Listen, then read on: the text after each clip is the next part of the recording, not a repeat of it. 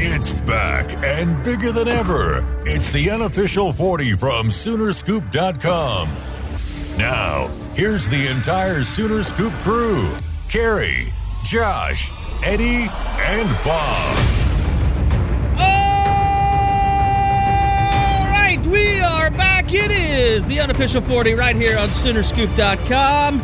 Brought to you by DeadSoxy.com. And boy, we got a really special Dead Soxy deal coming up. We're going to tell you about a little bit later on in the show. But the entire gang is here. We've just been announced this morning that the OU Caravans will return, which means buckle up, boys. We get to go to Amarillo. Woo-hoo-hoo!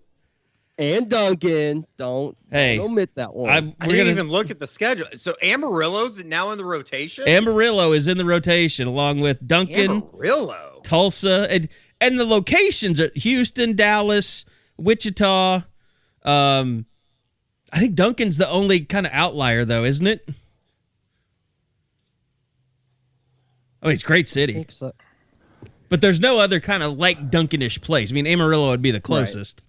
Yep. Sure. I wonder what the decision-making process is on that. Just trying to get West I'll just Texas? say this. Is that... McCaslin money is in Duncan, so there you go.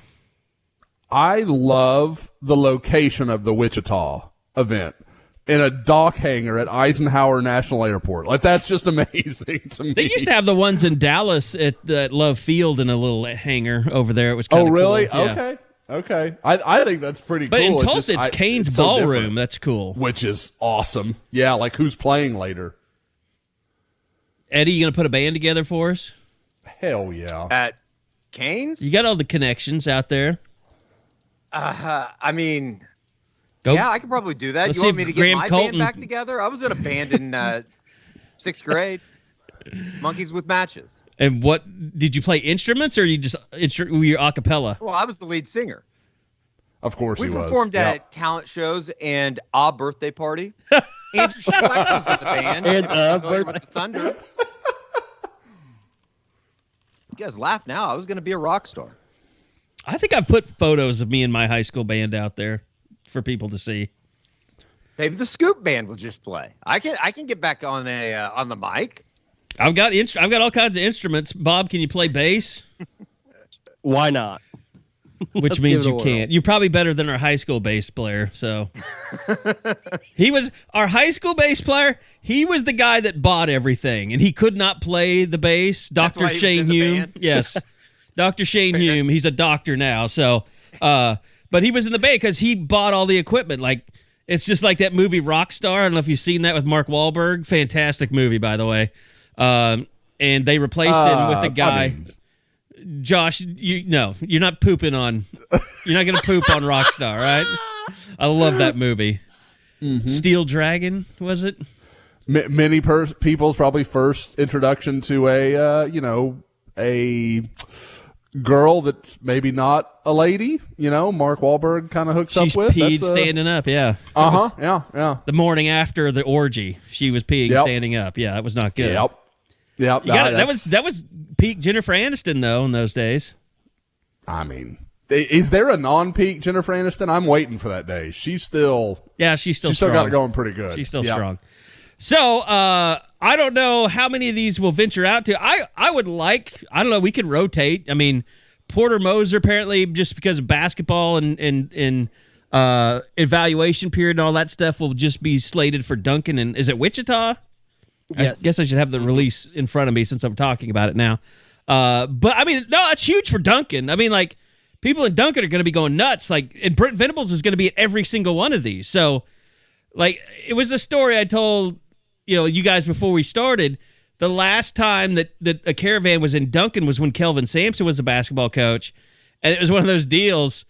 Kelvin didn't really want to be there. I don't think he was the nicest person, which Kelvin could be up and down personality-wise. That's not his scene. No, but yeah, it was like, what am I doing here? And I don't think he was particularly friendly because to this day, if you ask anyone in Duncan that was at that Caravan, they'll tell you that Kelvin Sampson is a jerk. So that's my that's funny. Jenny, Porter, Brent, like when you go to these towns, if you don't ever think you're going to go back again, just grin and bear it if you don't want to be there, because they will remember forever. You will be. I will. It will be a stain on your reputation from here until the end of time if you're not nice to people in Duncan.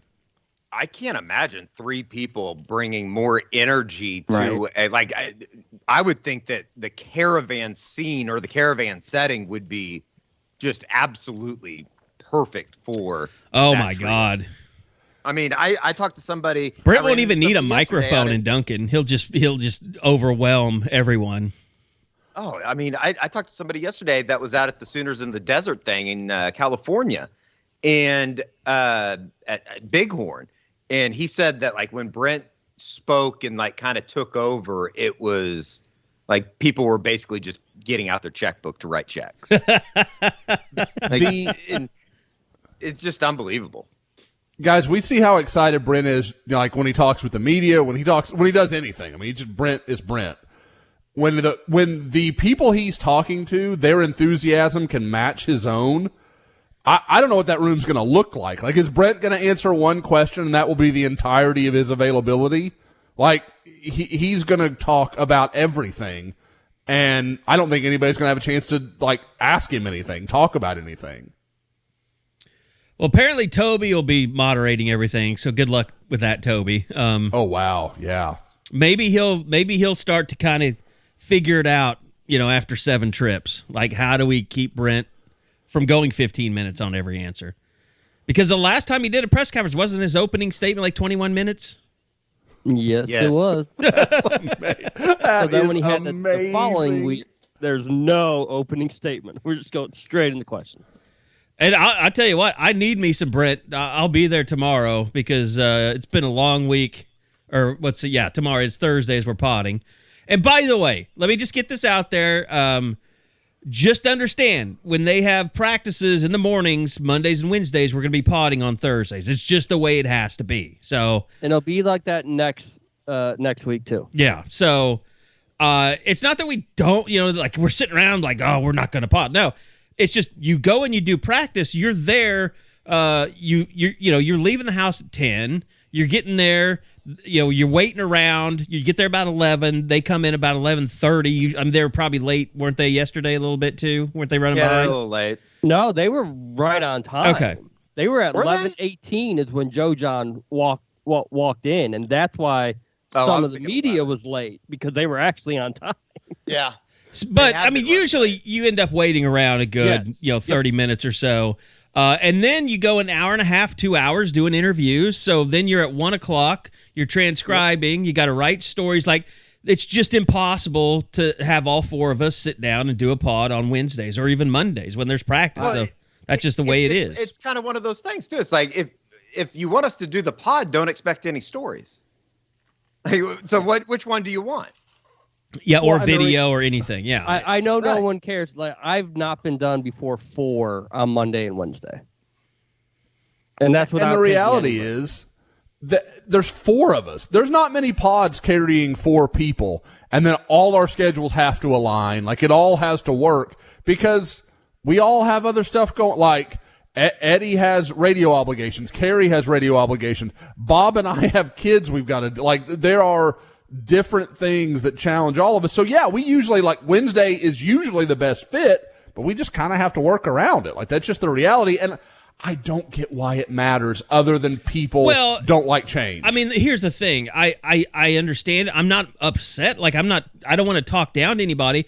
I'm glad that you care so much about the pod that you're upset that it's not on every. I mean, it could be worse. It could be like, are you podding? No, I don't care if you pod this week. Like, no, we're glad that. I mean, I would rather have people mad at us. Like, why can't you stay on schedule? Like, I mean, no one took the ultimate shot, which is there for the taking. Which is, why is it that Gabe and Teddy can have a pod with Eddie on it before you can this week? Like, that's the ultimate shot to take at us. We talked Masters. That was the Masters pod. That was a Masters pod.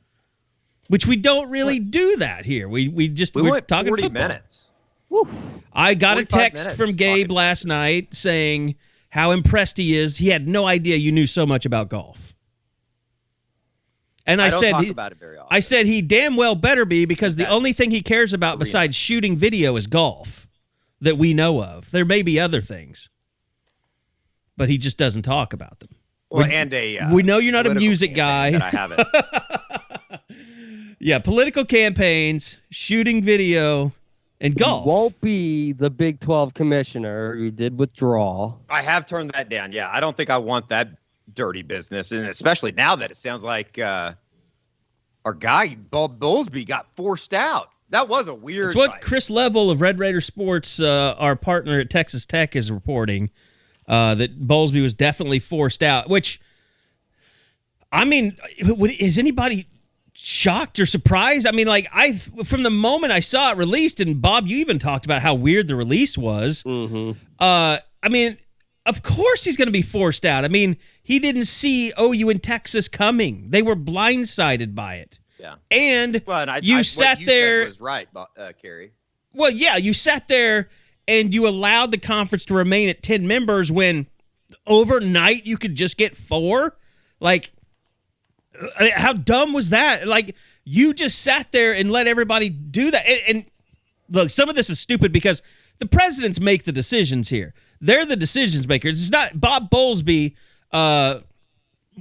operates at the behest of the presidents and the athletic directors. Like, they tell him what to do, but there was obviously nothing from Bob Bowlesby where he's like, hey, are you guys sure that you don't want to be proactive about this? Like, Texas, Oklahoma, like, come on, let's get a couple more members. How do we get this thing done? Like, there was no bridging the gap or working to make it to where the Big 10 or the Big 12 became the Big 12 again.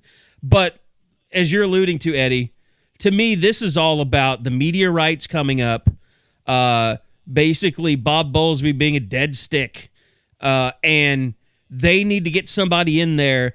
Maybe they don't want to go to like the Peacock or Netflix or Hulu or whatever, but they need to have someone come in there that has some credibility with getting deals done in an age of new media, so at least ESPN can be like, well, shit, we can't let the Big 12 go to a streaming service. We can't let Amazon snap them up and give them a really good deal. Yeah.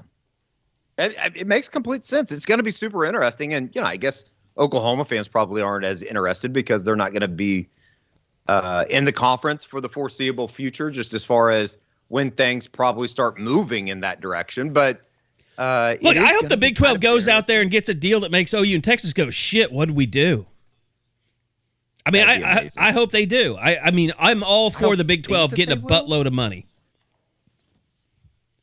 I just don't know, I guess if anybody knew that it'd be easy, but I don't think anybody knows, what that next step is for the Big 12 or what that next step is for, anybody that's involved in the conference. The product, you got back-to-back national champions in basketball. You got a team that's coming in that made the college football playoff. Well, what were the SEC and the Big Ten? They're about at 40 a year for their payout, or was it closer to 50?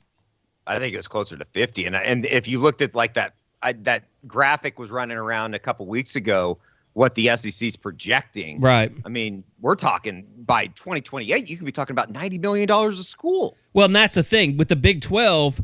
You were asking yourself, without OU and Texas, you're like, man, could they get 15 a year? Are they going to fall that far? Like, if you're the Big 12, if you can get 35, 40, that's a home run for the league. But it's still not keeping them in line with the SEC or the Big 10. Yeah, I'm trying to find what that graphic that was out there running around with, the projected TV ratings. Those numbers just jumped like crazy when you got 3-4 years from now. Well, and it also makes you wonder. I remember thinking and looking at it as what does the Big Ten do? How are they getting so short-sighted on everything?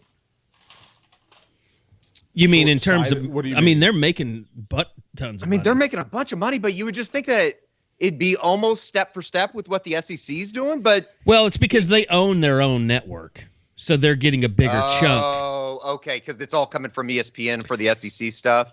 Right. So I think it's a 50-50 split between Fox and the Big Ten. That makes sense. Yeah. That makes sense. So they don't have as many TVs, but they're getting a bigger chunk of the revenues. Yeah. And I don't, will that continue to grow with cord cutting? I don't know. I mean, it's going to be interesting because I think the NBA and baseball are starting to now. I mean, the NFL, out of everyone, they've taken the most advantage of the streaming services with their Amazon deal. But baseball's trying some new stuff with Apple Plus, and what's the other thing that they're doing? Peacock, I think they're doing a game a week on Peacock, so they're dipping their toes into that. The NBA's got to fix their deal with Bally and their package, and something's coming down the pipe with that.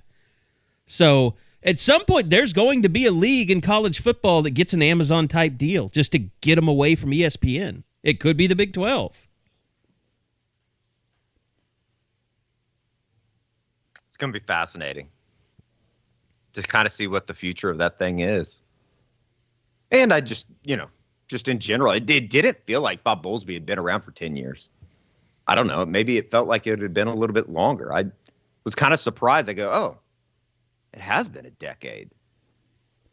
It feels like it's been longer than that. It took me a while. Virginia and TCU have been in. It took me a while to remember Dan Beebe's name the other day after that was released.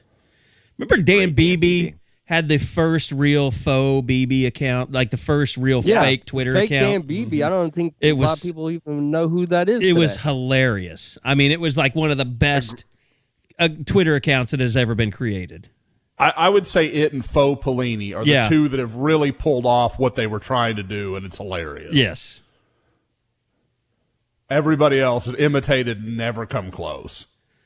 But the fake BB thing was just it was legit. I mean, it was legit hilarious. So guys, how different? Like, I stepped out. I was answering something on the board for a second, so I missed part of what we were talking about. But part of this conversation. If Oklahoma and Texas don't leave last summer, how different do you think the narrative is on Bob Bowlesby? Like, came in at a pretty rocky time for the conference. Yeah. I mean, it's still status quo because they're like, if Oklahoma and Texas is happy, we're happy, because that's how the conference operated. Because I mean, don't get me wrong, like he screwed that up. Like, because like I heard Carey say, if you could have done what OU and Texas were wanting you to do the whole time, why the hell didn't you do it? Like, I mean, those were your two breadwinners. Keep them happy, and he just clearly didn't do it or didn't want to. And then the second he had to, it all comes together in an instant. So, now you wonder if schools were more open to it because they knew they were in trouble or, whatever. Like, so, I mean, there's some other factors there. It's not that straightforward. But to me, like, if you look at the body of work, it's not bad. Like, there are some good things he did there and really solidified it after. I mean, I think we can all agree Dan Beebe is one of the worst commissioners in recent memory. Like, just awful. Oh, he was basically a communications guy that became a commissioner. Absolutely. And for Bowlesby to come in when he did, when it was like 10 years ago, like we're talking about, when the conference was faltering, like just on absolutely the precipice of coming apart, solidified it, got everything calmed down. The league was fairly competitive. The conference championship game became a good event. Obviously a lot of secondary sports are doing very, very well on a national level. And, you just kind of wonder, like, I don't know that the job he did was that bad until last summer. And then he just kind of committed the unforgivable sin. I'm not trying to be, well, I mean, I'll just tell you the truth. I mean, OU is at fault for the way things happened as Texas is. I mean, both of them. Losing Nebraska, Texas A&M, Colorado, Missouri. I mean, that was the first part. And it all goes back to the fact that when the Big Ten was starting up their network, they were doing it with a former Big 12 commissioner. Who was it? The Kevin Weiberg guy, I think. Was it Weiberg? Yeah, I think that's right. Yep. And I mean, he went in and helped them build that thing, and the Big 12 never did it. And it was because Oklahoma and Texas wanted to do their own thing. And they chased away those four teams to start with. And then they ultimately, to me, it's just one of those things. It's like, you sons of bitches. Like, you're leaving this conference after hamstringing them for years, for decades, because you wouldn't do a deal for a TV network. And so now you're bolting and leaving. I mean, still to this day, it doesn't sit right with me what OU and Texas have done. And I know people don't want to hear that, and they're going to be mad because I say it, but it's the truth. I followed this thing my whole career. For all the people that want to bitch about Bally and having to watch, softball games not on ESPN, it's kind of a product of what Oklahoma did to themselves, is it not? It absolutely is. Mm-hmm. Sure. It's just but they were out for themselves, just like Texas was for signing the deal with ESPN. They were both out for themselves and not for their conference.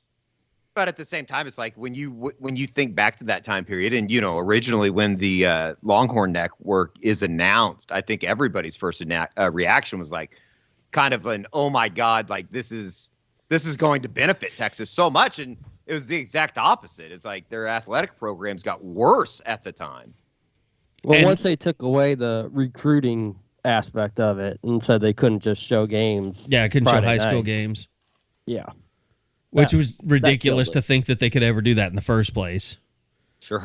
But I mean, nobody watches that network. I mean, they basically, just launched themselves into obscurity from a national perspective. Because unless you're in this region, you don't have a reason, unless they force a game onto their network, you don't have a reason to even look for the Longhorn. Like, I've had the Longhorn Network as long as it's been in existence. I don't think I've ever turned it on that station unless I've been forced to because they bought a game, like the Kansas game where they got beat. The only show that I've truly ever watched was when Augie was alive, and he would go around to Austin eateries. Yeah, he would do like his a favorite places, diners, drive-ins, and dives version of. Yes, it was like Augie Garrido playing the role of what's his name? Guy Fieri. Guy Fieri.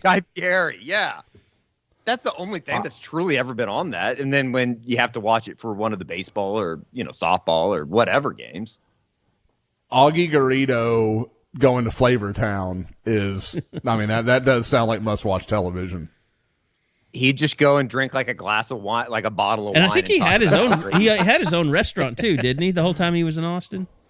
I don't know if he did or not. I could see that though. He was either that or his son had a restaurant. I can't remember which one it was. I'm pretty sure that Augie was about the finer things in life. Like one of the great stories is when they would come up here and play in Oklahoma City at the Big 12 tournament. He would never stay, like he always stayed at the Skirvin. He would never stay at like some run-of-the-mill at the courtyard. Hotel. Yeah, like he would stay at the Skirvin, and that's where the players would stay as well. Like he made sure that they lived well. I mean, you mentioning that just reminds me, I don't know if you guys are watching the Winning Time thing on HBO about the Lakers. Mm-mm. But they have this whole arc about when the Lakers tried to hire Jerry Tarkanian. And like according to this, rendition of it, basically the mob killed his right-hand man to send a message that you're never leaving at UNLV, and then he ended up turning down the Lakers job because of it. Wow, that's heavy. It's a great. You guys need to watch it. It's fantastic. I've kind of meant to, and it just never like. I guess I'm one of the few people that era of the NBA doesn't mean much to me. Like, I don't care much about 80, like the Celtics and the Lakers. And I know, like, I'm just a little too young to give a shit about it. And, like, Michael, that era was when I came into it. I'm kind of the same way. I was a little kid when Magic Bird was a thing. Mm-hmm. When Jordan and the Pistons became a series, that's when I really, kind of fell for the NBA. Yeah. And plus, you'd go to the mall and you'd see Jordan sneakers everywhere, and it was just, and you knew kids were getting killed in Chicago for them, and you're just like, what the hell is going on? Like, and then you have obviously Bob being an Isaiah guy on the pod. So Isaiah Thomas, yeah. The only F-bomb ever dropped was after the last dance. I can't. Man, I still get mad when I watch that part again. I still get fired up. Just thinking about his explanation about the Olympic team. That stuff, the leaving the court, everything. I still like. Well, he and Magic used to kiss before tip-offs, didn't they? I think that's right. Bob until he got freaked out. Bob inserts his own GIF here. I took that personally. And I took that personally. Absolutely. Okay, so back to football. Yeah, no, go check out Winning Time. It's fantastic. John C. Reilly does a great job as Jerry Buss, too. It's great acting in it. I mean, even Magic Johnson is like legit, like you believe it's Magic Johnson. And the guy that plays Kareem Abdul-Jabbar, just perfect. So, isn't the guy that played? He plays one of the coaches, the guy from Dazed and Confused. Oh yeah, Jason Segel. He's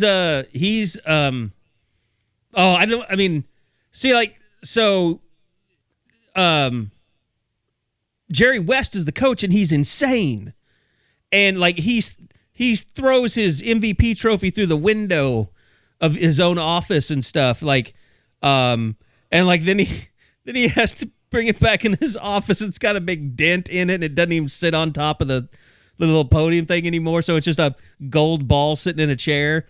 So Jerry West quits, and then they bring in this coach from Portland, and he brings with him, who's the guy? Paul Westphal. He is his assistant, and then the guy they bring in from Portland actually dies in a bicycling accident before they tip off their first season. It's like right before the season starts, so Westphal has to become the coach, and that entire time, like, Pat Riley had just been hired to be the color analyst for Chick Hearn. So it's got that whole thing in it too. So I know we're getting into the really guy weird I'm thinking tangent. of is Rory Cochran. That was in Days Confused. He plays Jerry Tarkanian. That guy was in Days. Oh my God, the guy with the long hair, the burnout. He's like the stoner. Holy in Dazed and shit! Confused. Go look that. at it. No. I'm looking. I'm seeing it with my own eyes. I can totally see it now. Is that not wild? Because he's overweight as Jerry Tarkanian. Like he's fat and he's bald. I would never have put two and two together that those are the same two people. I think I saw. I saw that the other day. Yeah, I saw it the other day. Was like, what in the hell? Because I confused Dazed and Confused with what was the Judd Apatow TV series that had Jason Segel in it? Freaks and Geeks. Yeah, I got those two confused. Oh, Dazed and Confused was like a fixture of my high school life. Like I watched that movie a lot of times. It's a great movie. That's unbelievable. It really is. That's Jerry Tarkanian is that actor. This might be the first time Eddie and I have connected on a movie. I'm really. Eddie just blew my mind about a television show. Like I didn't even think he was capable of doing that. Now I'll start going over 90s Masters winners here in a second, and we'll even things out. Now you want to start getting into Tiger. What is Tiger doing as we currently speak? Well, we lipped out on 5 for birdie, but we just hit it to about 3 feet on 6, and we're going to birdie 6 to get to 1 under par. Oh, wow. So Eddie's jacked about this being the, obviously day one of the Masters. Today's a huge day. Masters, the Cubs begin their World Series run at 120. Absolutely. I mean, you can't say that they're not. They haven't lost today yet. Eddie's going to be passed out drunk about 4 o'clock today. No, it's a beautiful day in the neighborhood. Eddie, okay. The question I always have about the Masters is, and I know so I'm going to ask you, why do they hide it? Like, why is it so not visible in any easy form for the average sports consumer? Like, I don't understand for the why olds is what he's trying to say. Yeah, why can't the olds watch the Masters right now on their TV? Yeah, it's on ESPN Plus. Oh, is it? Well, the ESPN and ESPN Plus, I think their coverage is tailored toward Tiger's group, isn't it? Yeah, he's on the featured group. You can also watch it via Masters.com. You can watch 4, 5, 6, Aiming Corner, Driving Range. Like, it has come within the last, obviously the last 15 years. You've been able to watch more and more. I remember when I was younger, it was like you could only watch the back 9 coverage. But nowadays, I mean, you can basically, if you truly wanted to watch it with all the apps and all the stuff that you can kind of tailor to yourself on the Masters app, you can basically watch every guy play if you want. Okay, but it's the World Series basically of golf. I mean, with no better better line to draw. I mean, it's the biggest tournament. Yeah, you would think but it feels like they make you jump through hoops to. Yeah, like, it should definitely be like ESPN. Tiger should have been on broadcast television teeing off this morning. Oh, if they could, they probably would. It's just, and the other crazy thing is like when the TV coverage does start, and especially on CBS, you won't see any commercials. Like it is because there's no sponsors. There's no sponsors of the Masters. It's all its own thing. I don't think I'd ever thought about that. Now, By the way, I did see the Masters watch. It's kind of cool this year. I kind of want one. I bet it's worth thousands of dollars. It's a piece of junk, but I mean, I'd still take it. Oh, is it? Oh yeah, those are toy watches basically. Watching Tiger come up the green there, that's hard to watch. Is he struggling? It's not. I mean, not bad. Like you can tell, it's not. It's not the Tiger charging the green from forever ago. Like, but I mean, he's an older guy now. That's okay, and coming off a massive injury, so I get it. It's just it was the first time I'd seen him. Yeah, crazy. God it looks bless. Beautiful. He's 46. It's going to be beautiful over the next couple of days out there. It's supposed to be kind of cold on Saturday. Now, Eddie, when you found out he was going to play, did you make any move to try and find a way to a ticket? I mean, I wish that I could, but like you can't get on eBay and find badges. It's impossible. That's why when you ever have an opportunity to go, you have to jump on it. You have to go. And it's just lottery, right? Well, yes, but then you can get like badges. It's just it's really I don't know. It's hard because like you can go out there and if you want to spend enough money, you can get out there. Sure. Like when we went out there and we were doing the radio show, like Totally Tickets was the sponsor, and they basically like run their operation out of these houses, like just in the neighborhood surrounding it, and so you can get badges. You just got to kind of know the right people. Taylor Gooch 2 under through 8, a birdie at the par 5/8. Oklahoma City's own Carl Albert, Oklahoma State. Really that's good what guy. I was covering the prep scene. Yep. Yeah, Taylor. He's awesome. Mm-hmm. Be cool if he's in contention. He was a guy that I mentioned last night on the Oklahoma Breakdown, 100-1 going into this weekend. Tied for the lead, no big deal. You taking Monday under the table to promote them on our podcast? No, but I should. I didn't think about that. By the way, before we get back to football, Eddie, you'll appreciate this. Dead Soxy, you guys do a great job supporting them, and they want to kind of come up with stuff that get you guys excited about going to their site, deadsoxy.com. And also, they do a good job of coming up with some promos every once in a while. They kind of tie performance of OU to how much of a discount you can get. And so they've got a special promo code, SCOOP, and here's what the promo code gets you. This sale will start following the Bedlam series, and it will go until Friday, April the 15th. But here's the promotion. Bedlam Baseball coming up this weekend. You will receive 10% off per home run hit by the Sooners over the 3-game series, up to 60% off. So it's their out-of-the-park sale exclusively for you guys on Sooner Scoop.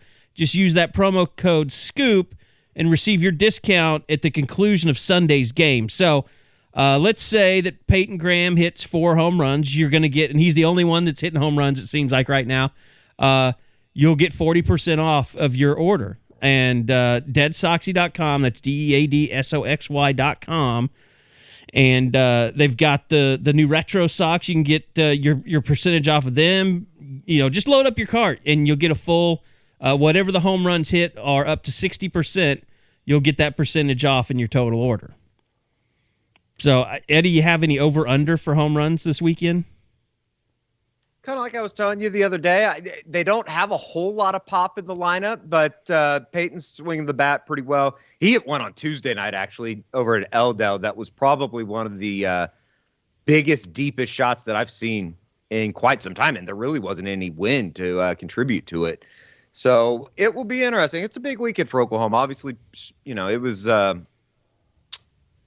rough to watch on Sunday, the way that they blew that game. But oh my God. Overall, they're 17-10 going into this weekend with Bedlam. Got Tech in the midweek next week. Tech actually got swept in a mini 2-game series at Grand Canyon over the weekend. On Tuesday and Wednesday this week. It's crazy, though. Like, OU's resume, you know what's wild, too? They've played 27 games. This weekend, when they go to Stillwater, will be the first time they've played on the road all year. They played home games and neutral site games between the games at Minute Maid and Globe Life down in Arlington. But they're 17-10, and their RPI is 19th in the country right now. Their strength of the schedule is number 3 in the country. They played 4 teams. They played 3 of the top 4 teams in the RPI in the country. I mean, they have 6 quality wins, or Q1 wins, if you will. If they can win a series, whether it be this weekend in Stillwater or, maybe one of those Tech series or the TCU series, you really start thinking maybe they could sneak into hosting. I know that's probably a long way to go. It's only halfway through the season, and Big 12 is obviously really good, but we'll see. They need to shore up some things on the back end. Bullpen wise, but that's a great deal from Dead Soxy. It should be fun. It's going to be a fun weekend up at O'Brate. Yeah, it was good to see him. O'Brate is a beautiful baseball facility. It is awesome. It was good to see him kind of get back on the horse against ORU after blowing that 7-1 lead against Texas. Yeah, they could have gone out and just kicked it around and not played well, but it was a solid, midweek 8-2 win. They're going to need to rack up as many midweek games as possible, and then it comes down to not losing series that you're not supposed to, and then maybe stealing one. You can't lose series to Kansas or Kansas State or West Virginia. OSU's really, really good. They're a top 10 team. Tech's really good. They're a top 10 team. Texas really good. They're a top 10 team. That's why it hurts blowing the 6-run lead in the 7th so much, is because that would have been a season-defining, season-changing type series win. It feels like basketball all over again. It's exactly like basketball. Because you're talking about all the quad 1 wins, the strength of schedule, letting one slip against really good teams when you had them, and don't lose games you're not supposed to. You've just given Bob PTSD. February. What, you've traumatized Bob. And especially when you look at like the big picture, it's like, I love Skip, and as much as I like him, he's going to need to make the NCAA tournament. I mean, there's just no doubt about that. They have some good talent though in the program right now. Like I think there's some freshmen right now that could end up being really good, and they think Cade Horton on the mound, eventually is going to be extremely good before it's all said and done. All right, so we're here football. Let's talk. We're here on football. A Thursday. Just had media for the week. We'll talk to Brent again tomorrow. No viewings this week, but you guys had defense on Monday, and yesterday offense. What kind of, Bob, let's start with you. What were kind of your takeaways that you took out of meeting with the players yesterday? Yesterday, Wanya Morris, no doubt about it. He didn't go into like specific detail about what derailed him last season, but you can tell he went through something in the last 12 months, and it was really tough. And I sort of just mentioned, hey, how much would have Soul Mission helped you last year? Like, yeah, that would absolutely would have helped me get through things if there was a Soul Mission last season. And it sounds like a conversation with his mother right after the bowl game kind of sparked a change in him, and kind of took ownership. Didn't point the finger at anyone for how last year played out, but he's ready to show what he can really do. And if what we're hearing early can translate going forward, there's a lot to be pumped up about. It's wild, and it's not wild, I guess. It's just like it's an often a reminder, because I remember, it's something that we were talking about even a couple weeks ago, just like, what's going on with him? Why did he never play a year ago? And, listening to him talk yesterday, I guess it doesn't make me as worried about kind of where he was as much as it was like, he had some real life 18, 19-year-old shit to go through and kind of figuring out about himself. And it definitely sounds like he's in a much better headspace going into this season. And I think that, because of that, you're going to probably see him be able to contribute a little bit more than he did a year ago, just because he's not having to worry about shit off the field. Well, and it's like, Bob, you featured him this morning on the site. It's a extremely kind of revealing read into not exactly what he was going through, but as kind of just, I don't even want to say it's not an excuse. It's just, this is what was going on. I can talk about it now. And you kind of just hope that everything kind of comes together, because like just walking behind him as he was walking out of there, it's like, holy shit. Like, this guy is massive. The line he said I liked the most is like, I got sick and tired of hearing other people say how great I can be. Sure. I need to be great. People have been talking all last year about how good I'm supposed to be. Well, now let's go ahead and prove everybody right and show just how good I really am.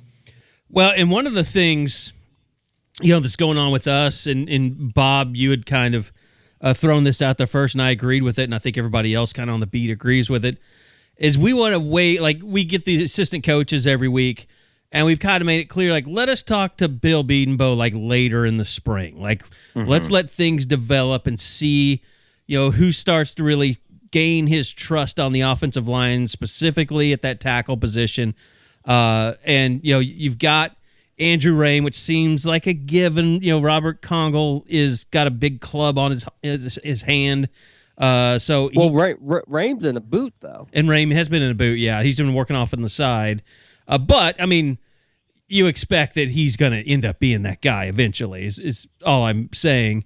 But the tackles really, where most people's interests lie, and that's Wanya Morris, that's Savion Byrd, that's Anton Harrison. Like, who's going to emerge there?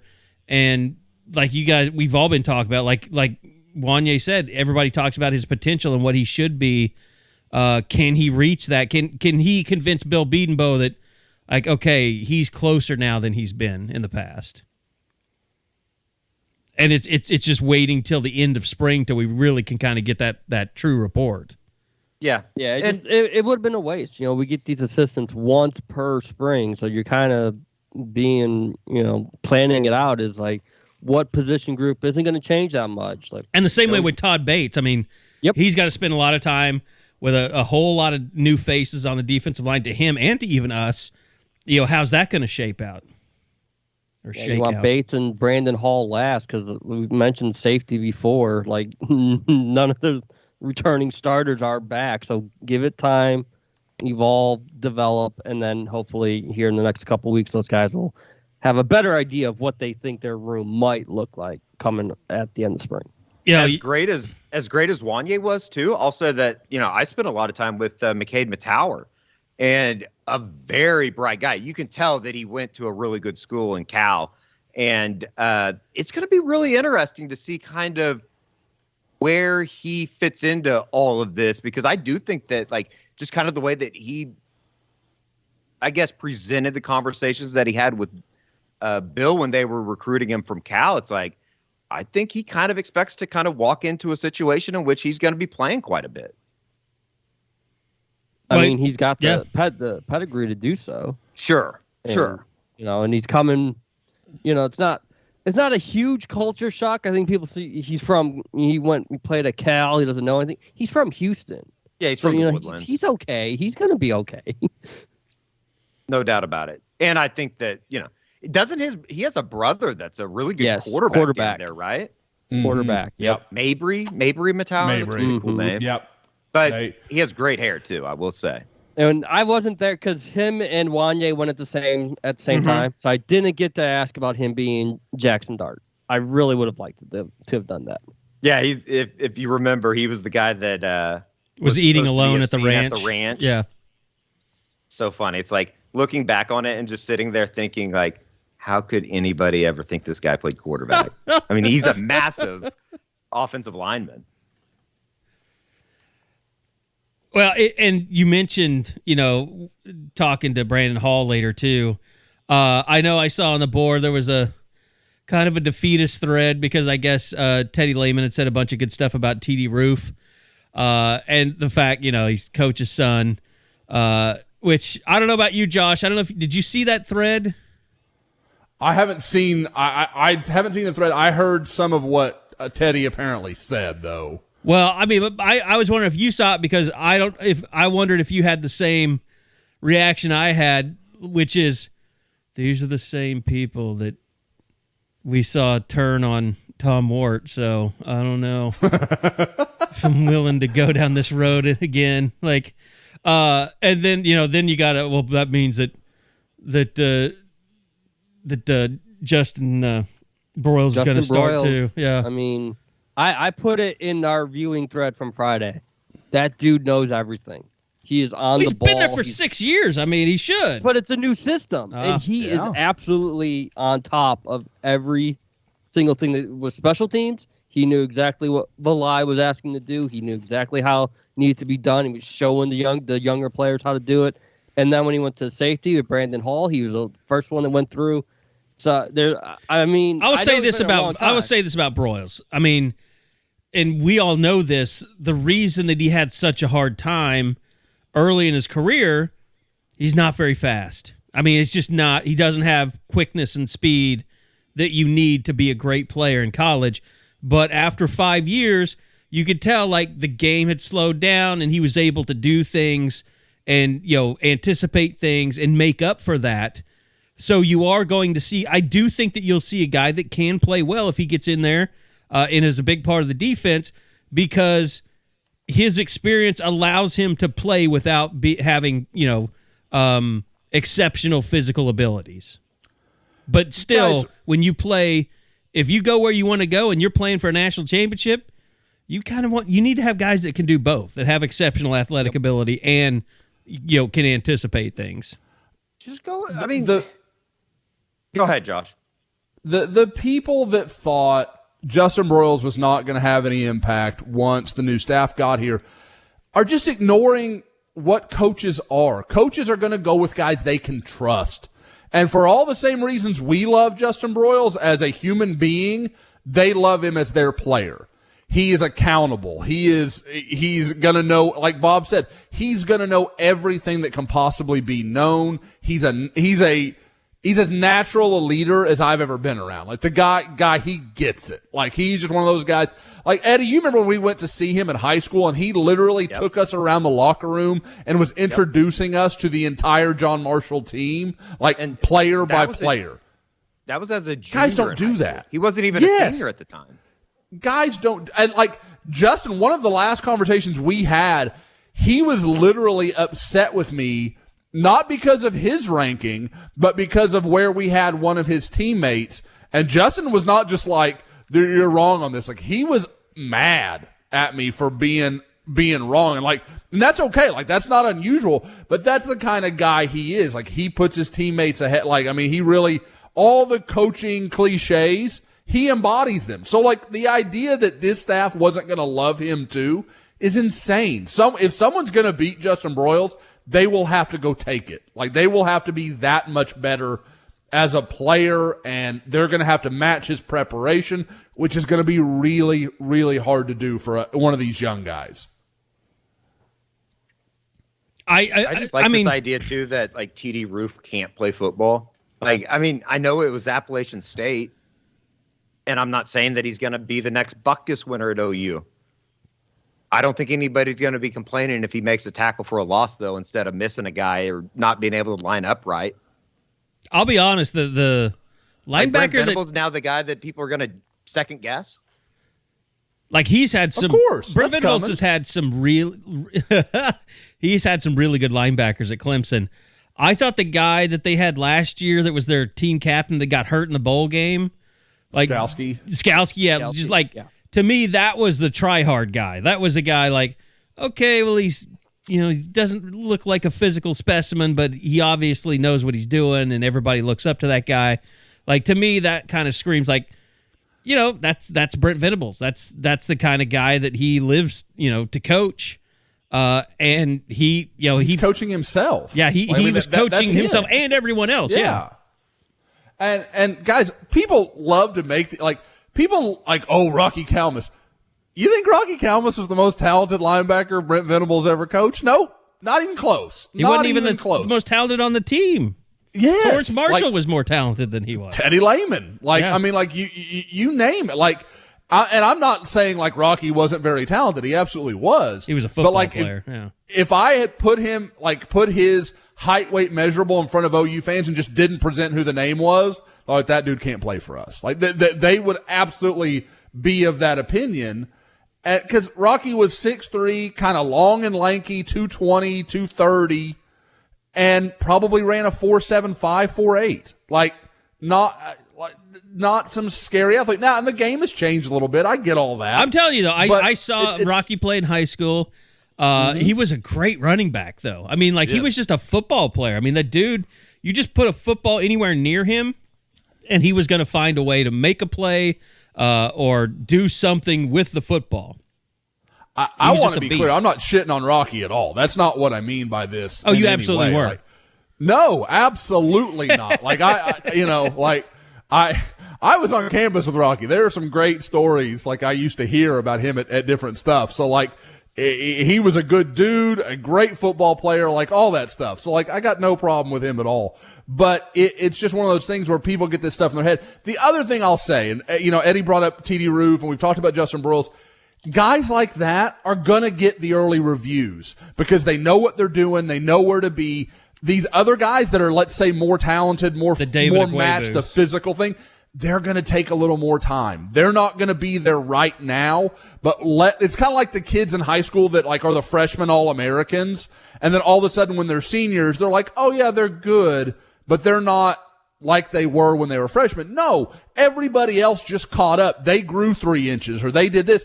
It's just the reverse. Those guys are already bigger, faster, stronger, but they don't have the understanding of what's going on the field in the same way. Give it time. Let them get through the summer. Let them go through all that stuff. And then we'll see where it's at. I've got a feeling it levels out a little bit. Again, with Broyles, I'd bet you Broyles is a day one starter. I'd bet money on it. TD Roof, I bet he's a role guy. Yeah. It is exciting, hearing Carey, talking about Rocky just being a football player. It's at the heart of it, just being a great football player. Immediately I start thinking of and it might be a little bit of a bad comparison, but Eric Mckade and the way that he just wouldn't have been offered by the previous staff. But it seems like they're getting back to that idea of just get football players in the program and then you figure everything out. Obviously, they're going to have to fit, and can they play at that level, that kind of stuff. But I think that's a step in the right direction. That's kind of exciting to me. But you have to balance it, too, though, because it's Sure. we all know Alabama, they just won't take certain guys. No matter what kind of film, what shows up on tape, you got to be a certain height, certain weight, certain, size. I mean, I'm sure it goes to wingspan, hand size, all that stuff. That's all the stuff that they take. We've talked about this before. They want to eliminate any potential for, a kid being a fluke. They would rather get someone with all the measurables and then have them be a bust than to keep taking chances on guys that don't have the measurables, hoping that they'll be as successful at college as they were in high school. Sure. Absolutely. And I think, Eddie's right. There's just more of there's some room for, okay, he's not the perfect prospect. The previous staff, in some ways, it didn't matter if you were that good of a player. You were big, you were long, you were fast. Okay, problem solved. And don't get me wrong, they found some, I don't want to rewrite history. They found some really good players by that methodology. Dante Manning's one of the best examples of they found a guy with the physical stuff they were looking for, and oh yeah, he was a really good player too. But there were guys that you were just kind of is he that? Noah Arinze is a really good example. Noah was never a dominant guy on tape. He showed you some things, but when OU offered him, I think his best offer at that point was, Division II. And that's, again, you can be that good, but if you're making that bet a lot, you're going to have a problem because you're not always that much smarter than everybody else. Well, and, I think the one thing about spring, practices so far, we've got a lot of early feedback on Dillon Gabriel, and I probably think it's a good thing that, not a lot of people are talking about Dillon Gabriel. He's just a guy that goes out there and is consistent every day at practice. Like, yeah, and that's consistent and confident. Yeah, I mean, it's just like there's nothing real showy about the guy. I mean, it looks like he's doing a lot, trying to kind of ingratiate himself with teammates and doing things with teammates. You see a lot of, outings and things like that, just trying to kind of blend in and make this team his own. And that's all that, you really need to ask for from him in the spring. That's been the most striking thing too. And it's not just like, he didn't necessarily ease his way into this. It was almost, and Mims was telling the story last week, just as far as like the first day that he was here, the first day that he was in Norman, he's calling Marvin Mims like, hey, let's go throw, let's go do this, let's go get together, let's get the offensive linemen together, go eat. Andrew Rain was talking about that earlier during the spring. It's almost wholesale as far as the way that he's kind of sold himself. It reminds me a little bit, even though it's kind of completely different scenarios, just as far as like the way Baker kind of ingratiated himself with everybody and everybody loved him from the moment that he stepped on campus. You kind of get that feel with Dillon Gabriel. But, at the same time, you got to go out and do it on the field. It's like, I keep going back to this idea. It's like everything is so picture perfect right now, and they're in that honeymoon period. But, you go out and you turn the ball over 3 times in Lincoln in the second game of the season, and nobody gives a damn what you did during April. Well, you can say that about any position, though, too. Really. Sure. Yeah, no doubt about it. You say that for the staff as a whole. I mean, it's all been really, really positive as far as the way that Dillon Gabriel has kind of won over his teammates and shut it in such a short amount of time.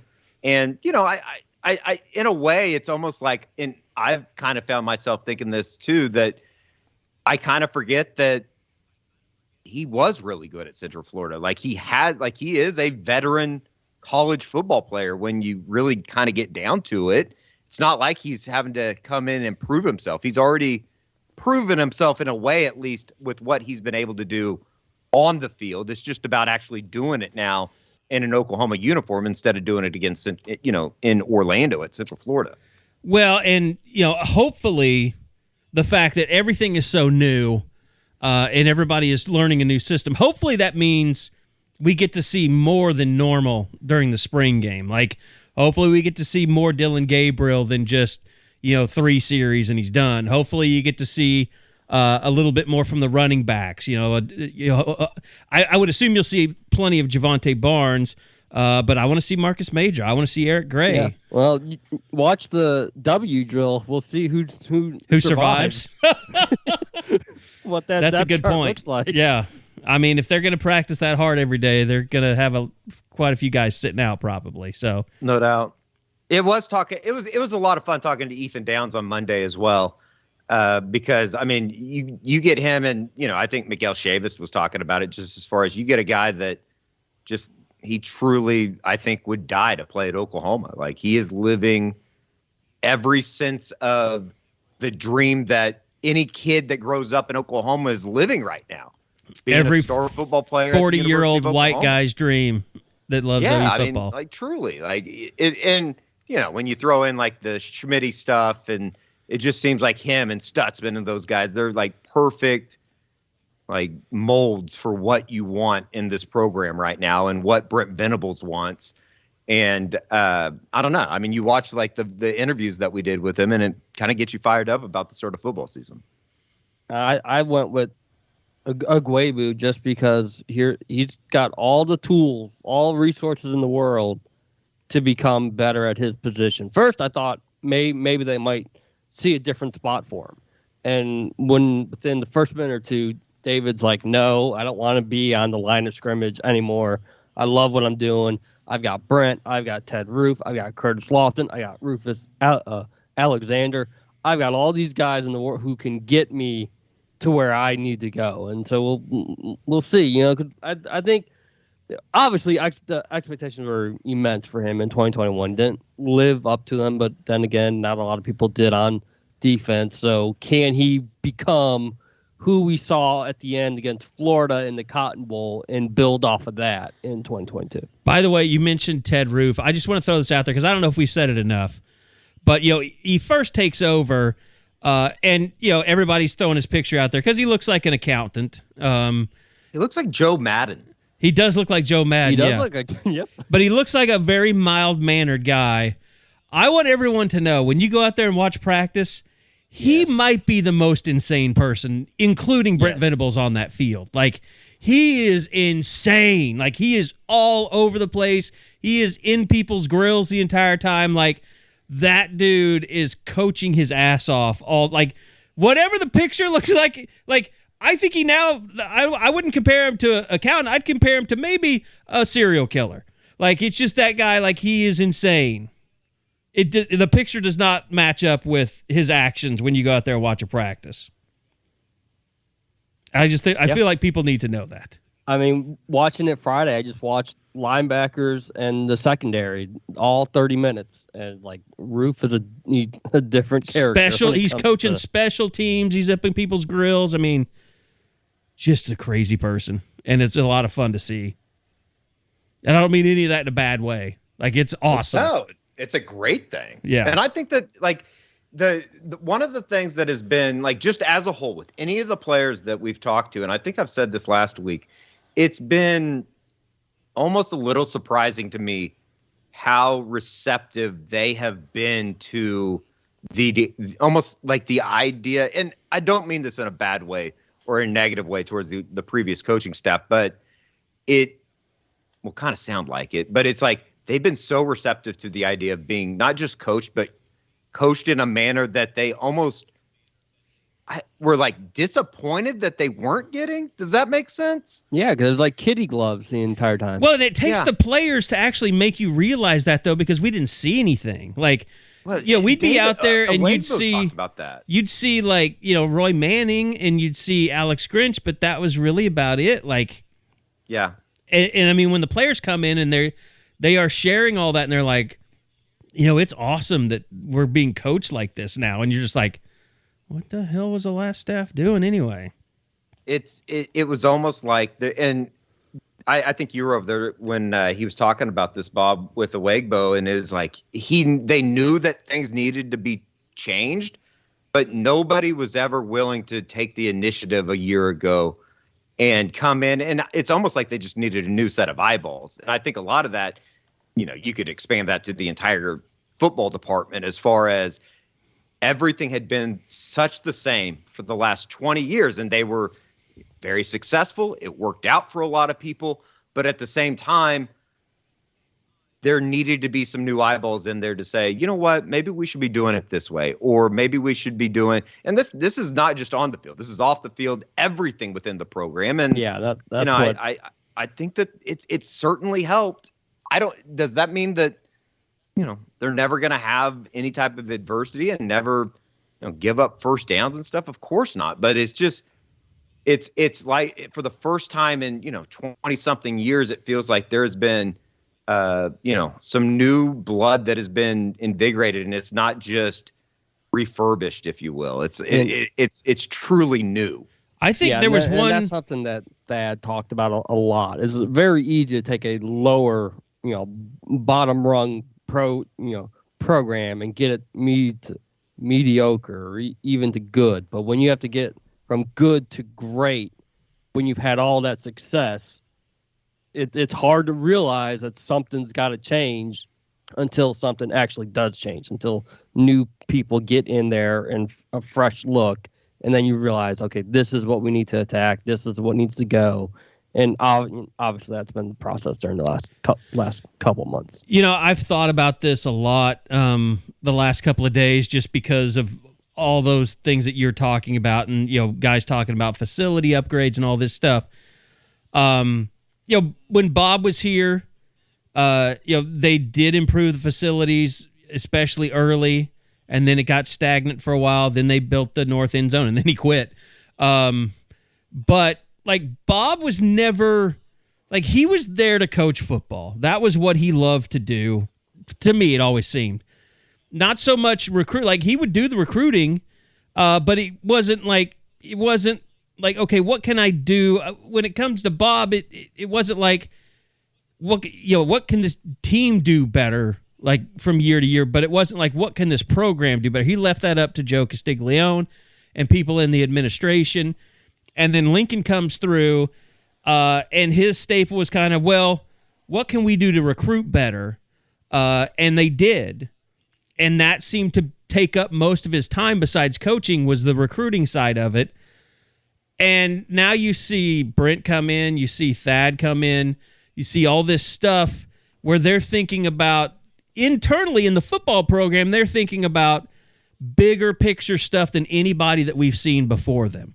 Whether that's, tearing down walls, dining halls, the soul thing, just all the things around the, like you saw a little bit like the Grow You stuff where they'd have speakers come in, but I don't think really anybody had ever really thought like in those terms where, okay, we're good on the football field, we're good in recruiting. How do we make this better than it is right now outside of just X's and O's and Jimmy's and Joe's? Like, and that's where this program is now headed under Brent Venables. And it's like you guys said, you can't really see that until you see it. Like Lincoln would have no idea about this kind of stuff because he was never in a system that thought about things this way. And Brent has been under Dabo and under Clemson. And now that's coming to Oklahoma. And to me, that's the most encouraging part, is now you have a head coach. He's a great head coach, or he's a great position coach, great coordinator.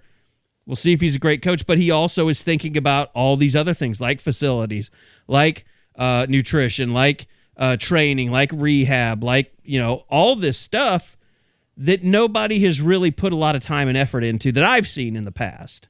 Well, and I think isn't a lot of that too, I hate to put it like this, but it was covered up because they did win so much, because they have been consistently putting out 10-win seasons and winning Big 12 championships and getting to, like, that stuff would have been exposed if you're running off 7 or 8 win seasons, isn't it?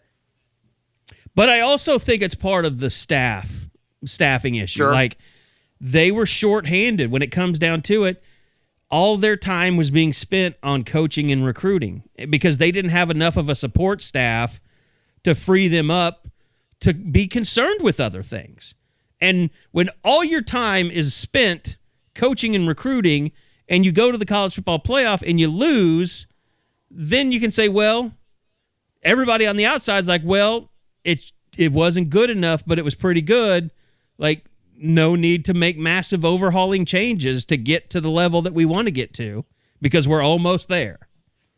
And that's something that, Wanya, to it, every player that has come in, and they've praised the soul stuff, but just having those guys around, it's incredible. And you see Teddy and Dusty and Dan Cody coming back to talk to players. That's another element of like just this new look at the new staff and the new program and everything that's gone into it that has just been sort of amazing to me, is just how much had been, I don't know, it's lost the right way to say it. Well, the thing was those players like Dusty and Teddy and even, like I've talked to Jason White about this, like they wanted to be a bigger part of the program, but they just weren't allowed that opportunity. And now, I think now that Brent is there, he gets it. Like those guys are welcome, and they, with the soul team and all that, they've got a lot of former players, and they can reach out to former players, and they can say, hey, we'd like to have you around. Like no one was openly inviting anyone to anything, and even the people that wanted to be a part of it didn't feel like they could be a part of it. Yeah, no, that's a good point. It's just amazing to me that. I mean, there were so many guys that shunned isn't the right word, but it wasn't a welcomed atmosphere.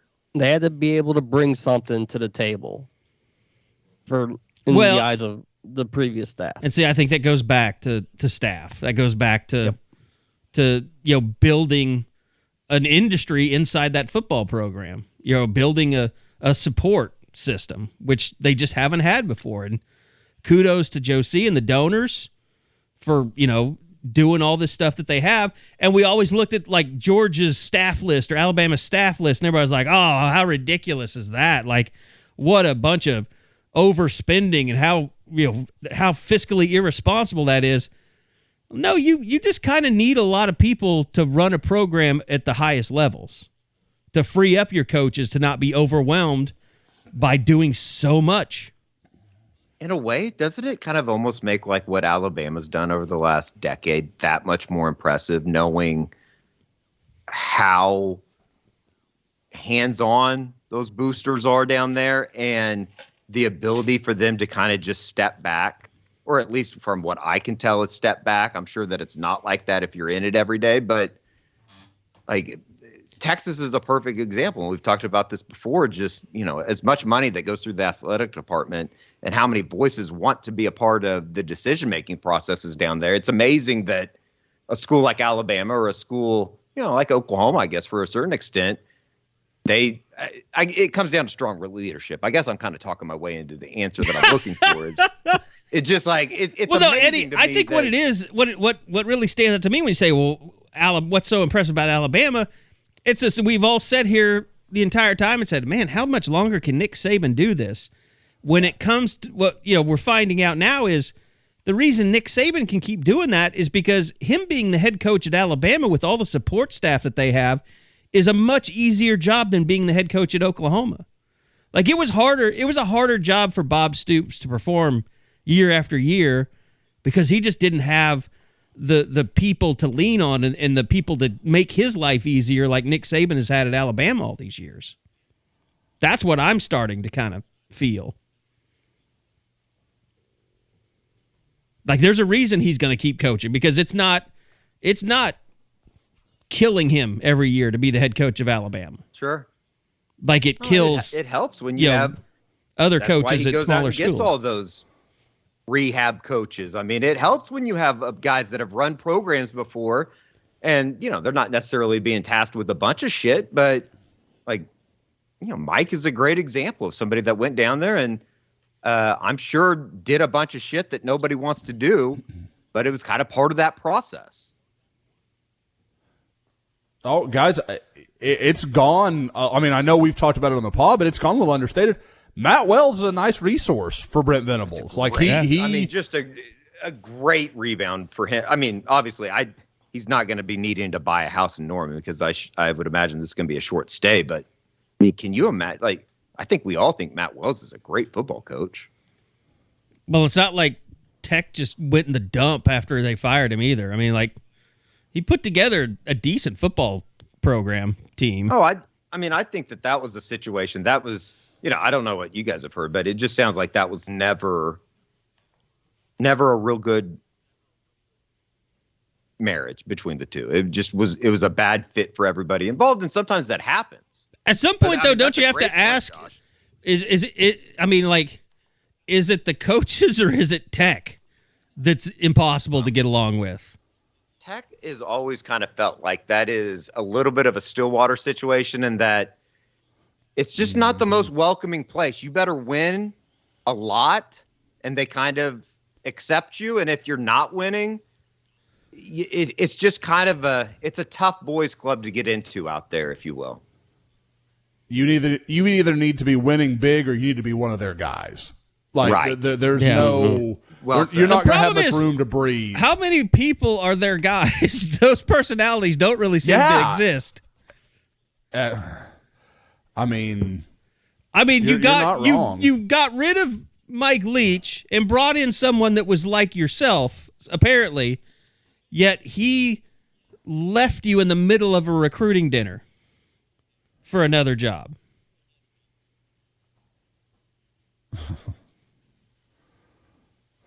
That's got to be one of the all-time more interesting politician. fits and hires. And although you could say that almost everywhere Tuberville landed ended badly. Well, that's kind of like, that and just kind of like, that's kind of out of the blue. Like, I didn't really see that one coming. Like, he just kind of, and not to say that Tommy Tuberville didn't have some good teams and some success, but he was never that frontline guy that, like, you were like, okay, yeah, he's going to get hired here.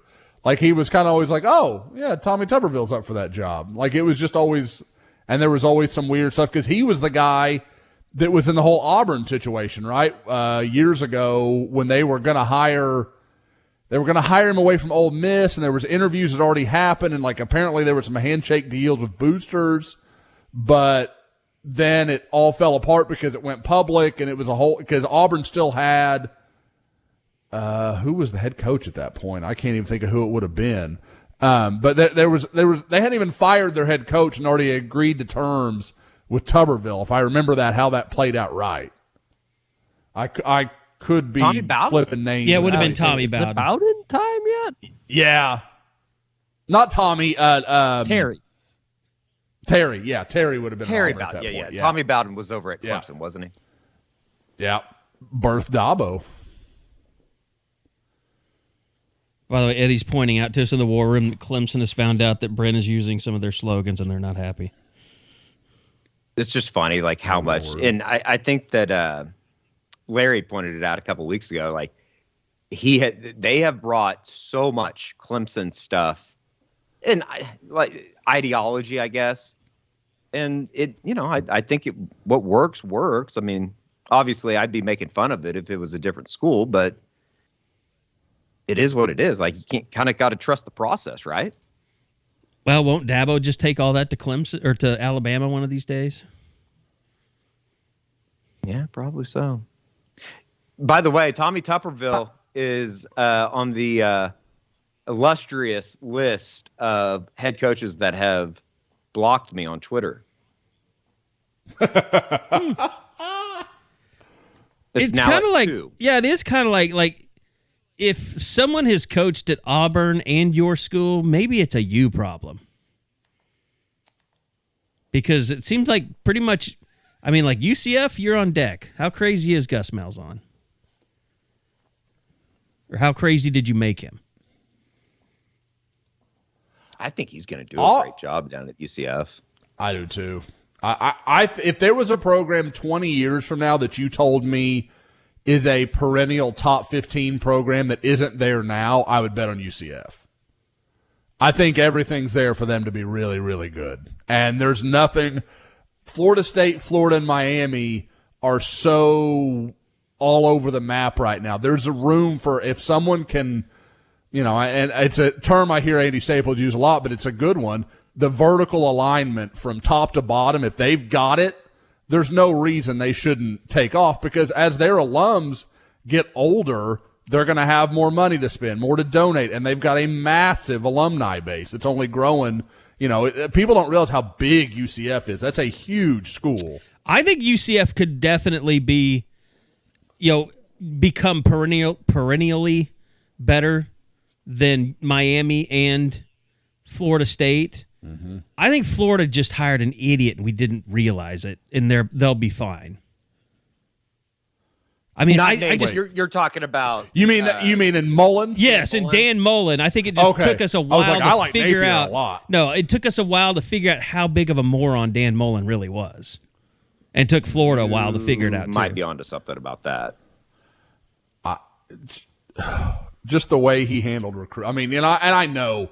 Anybody that listens knows I view it all through that lens. Like it just I can't see things in those terms. He had the last worst 12 months of any coach that I can remember in recent memory. From the Cotton Bowl to getting fired. Like what was the number out there? They had only beaten like 2 or 3 FBS teams. Like he was like 3 for I want to say like 10. He was like 3-11. I think against FBS opponents before he got beat, before he got fired or stepped down or whatever they called it. I mean, guys, Kyle Trask ascended, and then they went to the Cotton Bowl, and he just dove off of a cliff. His career just disappeared in front of our eyes. Guys, we talk about the SEC being like a platinum card in recruiting, and you can take that literally if you want to, whatever. But you have the SEC. You are the only school in the state of Florida who is an SEC member. Of all those great Florida schools, you're the only one. There is no reason on God's green earth you shouldn't be recruiting in the top 6 every year. Like it just should. There's no way. Just geography is the only reason because they're so far up. in They Florida. are, but God, it's Florida. There's talent everywhere. I know, and everywhere. they get Miami and you're kids right to by go Georgia. to Tallahassee. I mean, Right, exactly. Right by Georgia. Gainesville is a lot better location than Tallahassee. Yes. Talk about Florida. But, I mean, also, Tallahassee should be able to get better into Georgia than the other Florida schools, though. I've always felt like Florida State should do more in like Louisiana, like than they used to. Yeah. Like you look back to some of like the Kevin Falk and those eras. Kevin Falk didn't go to Florida State, but like you look back when they were really rolling, they were reeling in dudes from Louisiana, and they don't do it anymore. What is Houston to Tallahassee? Is that about 9 hours? I would say that's right. I can map it. I have done Houston to Pensacola, which is vaguely in that. It's pretty. That's where the area. airport that we flew into when we went to Florida State. Yeah. Let's see. Or no, we flew what into did we do? Panama Beach. Let's see. That is 10 hours according to Google Maps. So shout out Google Maps. So that's about 9.5. Yeah. But I mean, it's just way up in the middle of nowhere. Now, like I just said about Gainesville, being that far up north, I mean, they are right on the Georgia border. Like they are, I'm guessing it's less than an hour from Tallahassee into Georgia. So that there are absolutely positives, and they're not that far from Orlando, Tampa. I mean, but like I said, guys, it's Florida. You go out to the boonies in Florida, and you can find 3 dudes that can absolutely play. Like, I mean, it's just you just throw a rock in any direction, man, and there are dudes down there. No, but back to the UCF thing. Yeah, I absolutely think they could become better than Miami and Florida State on a regular basis. I don't think it'll happen, but the possibility is certainly there. All right, I tell you, they have been for the last decade. Let's hit on a little recruiting. The Dallas Rivals camp is coming up this weekend. OU summer camps. The schedule is out for those as well. And I think is there like 4 elite camps that they're putting on this year? Beginning June 1st, those first couple weeks of June, there will be 4. Because Brent said, I mean, he was adamant. You got to come to campus. But obviously, the spring game being, kind of the centerpiece of everything, and, Baker Mayfield statue at halftime. I don't know, real quick before we jump headfirst into recruiting, like what kind of buzz, not buzz, but what's the atmosphere for you guys, what you're getting in terms of filling up that stadium? Because to me, I'll just say it just seems like a pretty typical spring so far in terms of interest to me. I mean, people are excited about Brent, but I don't hear a lot of people clamoring about, oh, really, I hope we can fill up that stadium. Like, I don't hear a lot of that. I think it's because we're 16, almost 2 weeks out still. I think by the time the spring game comes and, if they get nice weather that weekend, which it usually is towards the end of April, it's gonna be. That's going to be the kicker if there's severe weather or not, because we're getting into that period. Well, I mean, we're Oklahomans. We're used to it. Yep. I would be shocked if they didn't get, 60 plus. That's the thing. I mean, you might not get 85, but I think just pushing for a full stadium is going to get you closer to 60. Yeah, if it's a 60 is my floor. I don't know what they've done as any initiatives to do something different. What do you mean? Well, I mean, the Baker stuff at halftime instead of after the game. That was the first good decision they made. I mean, I think that there's enough buzz around. There's a lot of social media videos, but sure. Beyond that, it feels like any other year when it comes to that. For me, it's hard to distinguish. This thing isn't poorly attended to begin with, though. I mean, they still get usually 50, and that's just on a regular weekend. I think new quarterback, whole new staff, defense. I think those are the things that generally come together to get you a bigger than normal attendance. Yeah. Especially new quarterback that no one has seen in an OU uniform before that has some hype behind them. It's one of those things, like, I'm kind of with Eddie. I agree with you, Carey, that I don't feel that different about what I'm seeing, but I feel like it's going to build because of the things you're talking about. Like, there are storylines that are interesting beyond just people being excited about Brent Venables. And let's, like we've talked about 100 times in the podcast, a lot of people wanting to do these things just to give a middle finger to their previous head coach, just to be like, we're invested now. We care. Like, this wasn't, I don't know, like almost like you date your ex's best friend just for spite, like that kind of deal. Like, we're going to do it just to show you more than, anything else. Yeah. I mean, it like you said, 16 days or whatever, we'll give it time and see if we feel differently. Hell, next week on the pod.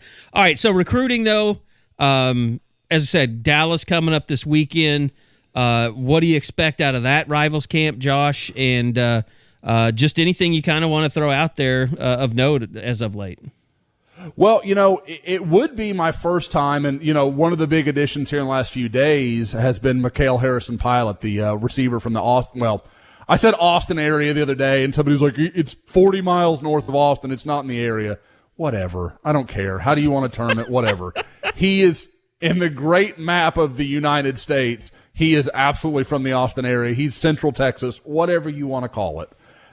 He's clearly been one of their focal points in recruiting, at the receiver position since the new staff took over. They've always made him a focus. I think he and Levy really had a good relationship dating back to when Levy was at Ole Miss. So they've built on that. I had a chance to watch him, a little bit a couple of weeks ago. I was really focused on Jackson Arnold, but I had a chance to watch him run some routes. Big, impressive guy, really big in the lower body. Kind of reminds me, Carey, of Brandon Jones back in the day. That big lower body, real vertical, got real vertical speed. I like him a lot. Just kind of an interesting guy, and was a really good kid to talk to. Now, some other guys, there's talk of David Stone being there. He's told me he will be. I don't know. He's coming from Florida. Those things have a tendency to fall apart late, but we'll see. I mean, David's definitely a guy that is interested in having his name out as much as possible. So we'll see what happens there, but it's a possibility. It should be a really good list. When I talk to Dallas area people, there is an expectation of a lot of these guys kind of adding late. Marcus Deal will be there, one of the big, kind of really a two-way lineman that Oklahoma's recruiting right now, both on the offensive and defensive side. So, I mean, like, you go down the list, there are some guys that won't be there. You'd love to see Jackson Arnold. Ashton Cozart was going to come, apparently pulled a hammy here in the last week or two, so he's shutting it down, kind of just making sure, he doesn't do anything more serious. But it really should be a good camp.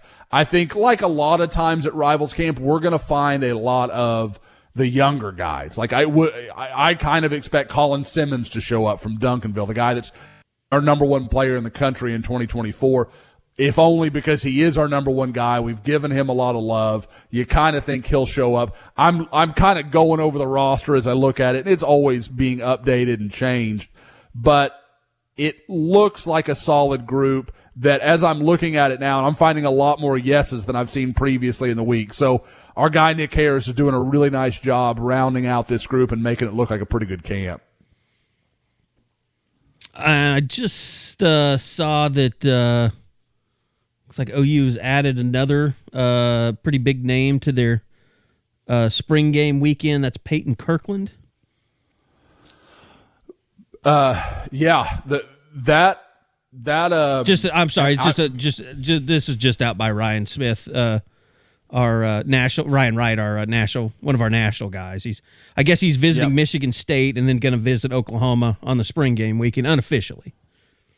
Yep, there are a lot of guys that are going to be there, and then I kind of keep thinking like, oh, that's going to be your official, right? Like, nope, like he'll be there. And one of the interesting storylines is it looks like a lot of offensive linemen are going to be there. So this could be OU's chance to kind of, because linemen more than any other group, they think as a group. I know it's cool if I'm a good left tackle, but I want to go in with an O-line class that can, we're going to establish the run and we're going to we're going to protect Jackson Arnold or whoever the quarterback is.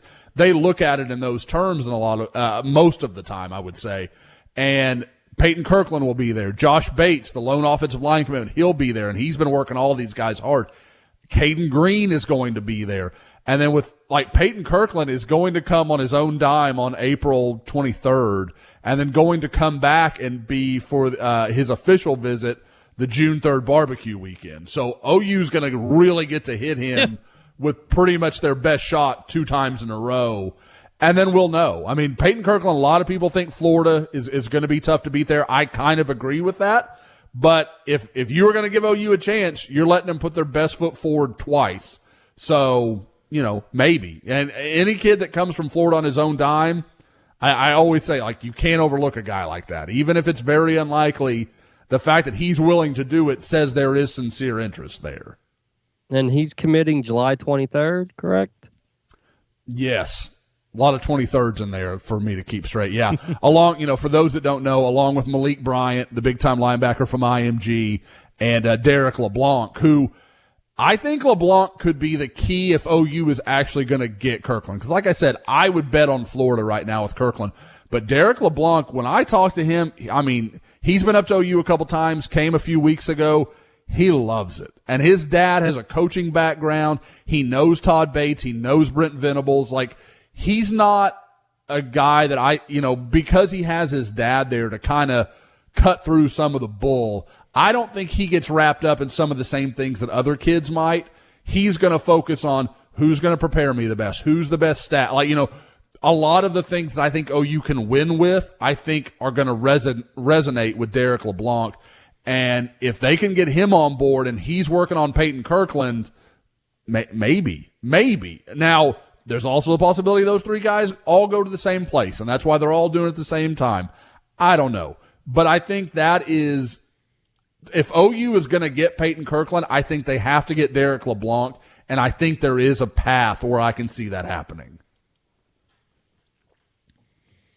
Bob, you got anything in particular for Josh you want to throw out there, recruiting-wise? I don't think so. We're all just sort of waiting for the spring game, and it's pretty, I don't say like alarming, but it's interesting. A lot of them are unofficial visits as opposed to using their official visit. When you hear Brent Venables talking about how important recruiting is going to be for this event, and it does sound like a lot of these kids are going to be willing to do it on their own time. I'm sure that there's a lot of people that I did see that people wanted us to, I guess, at least talk about it on the board. Josh, just as far as A&M and what they're doing and how it affects Oklahoma. Sure. I mean, what level of concern? I'm not somebody that just sits here and overreacts to something, but it's hard not to look at what A&M's done here over the last year and a half, 2 years, and you go, I mean, they're moving in the right direction. It seems like everything is moving in a extremely positive direction. Is it, I guess, threatening to Oklahoma? I mean, I don't know how you couldn't be in a way, but I don't know if it's something that like you just pack up in the program for either. A&M is doing, like I want to be careful how like they're succeeding. They're doing things in a way that are helping their program improve. At the same time, people are finding they're looking for, skeletons in the closet. Like David Hicks moving from Allen back to Katy, where he has lived most of his life, and his dad taking a coaching job on a staff down there. That's not connected. Like the Gabe Dindy thing. Yep. I can get there. No problem. That was clearly something that an A&M booster thought, and it helped, and all that stuff's great. That's fine. Like you can make that connection. David Hicks, like, no, that's not. And knowing his dad, I think that would go, like I said of Dindy. I think if the Dindys had felt that was the reason, I think it would have turned them off of A&M. And, like you can argue whether it did or didn't, but he picked Oklahoma until things totally changed for him. With Hicks, his dad's just not going to let that stuff run the decision. And I know, I don't think there's any question. The staff his dad is most familiar with, or at least the coach that his father is most familiar with, is Todd Bates. There's a long-standing relationship there. They really like each other. They get along very well. I don't think OU is going anywhere in that recruitment. If I was picking right now, I still would pick OU for David Hicks. Now, that can change. I don't want people to think that's some guarantee. I mean, that things evolve. We'll see where it goes. But people acting like the NIL is everything, to some kids it is. And I'll be completely honest about that. But a lot of kids can see $50,000, $60,000 is not worth my college decision when I'm a legitimate NFL type talent. Like, that's not why I'm going to make this choice. And again, David Hicks is now going to follow a class that had 7 Rivals 100 members on the defensive line.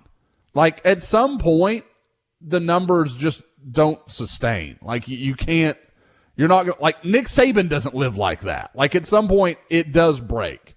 And so we'll see what happens. I think people are really getting themselves wound up and really convincing themselves that A&M is the boogeyman and it's nothing ever is going to work.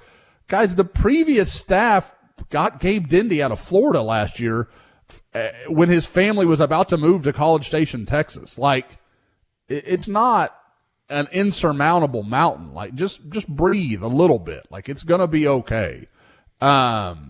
But at the same time, like, you have, like, A&M's doing great stuff. Like, those two things can both be true. A&M can be really tough to recruit against, and yet you can still win recruits.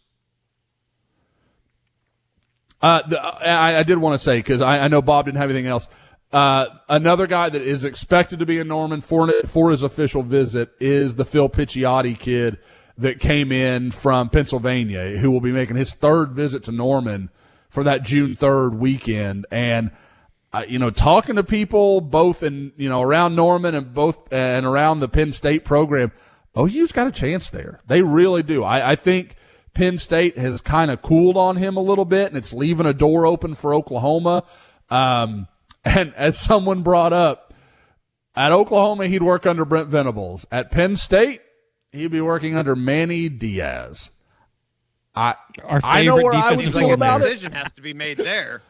I mean, he's going to get to blitz a lot, at least, at Penn State. Who wouldn't make that? You're right, Carey. I mean, he's going to get, be a part of a lot of blitzes, probably have several tackles for loss, and, give up chase a lot of guys downfield. 80-yard touchdown passes, yeah. Mm-hmm. Yeah, a lot of screens over his head. So, gonna go both ways. But Manny Diaz will probably have a Power 5 head coaching job like in 2 years.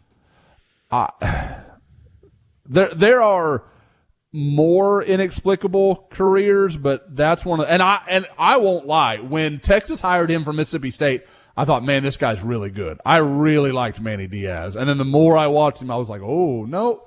He is the embodiment of, like, fans are like, why don't we blitz more? That's why. You can't do it every down. You can't do it all the damn time. Mm.